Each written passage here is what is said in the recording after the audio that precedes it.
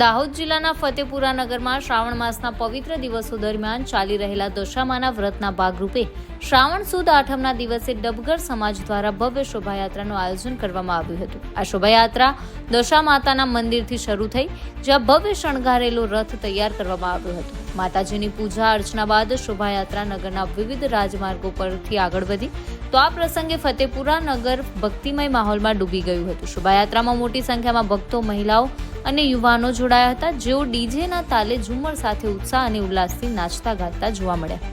ઢોલ નગારાના નાદ સાથે શોભાયાત્રા ભવ્ય રીતે નીકળી, જેમાં ભાવિ ભક્તોએ માતાજીના રથ સાથે જોડાઈને ભક્તિનો અનુભવ કર્યો. શોભાયાત્રા દરમિયાન કોઈ અનિચ્છનીય ઘટના ન ઘટે તે માટે પોલીસ દ્વારા પૂરતો બંદોબસ્ત ગોઠવવામાં આવ્યો હતો. તમામ રૂટ પર પોલીસ સ્ટાફ ખડે પગે રહી સુરક્ષા અને વ્યવસ્થા જાળવી રાખી હતી. આ ભવ્ય આયોજનથી ફતેપુરા નગરમાં ધાર્મિક ઉત્સાહ અને ભક્તિનું અનોખું વાતાવરણ સર્જાયું હતું.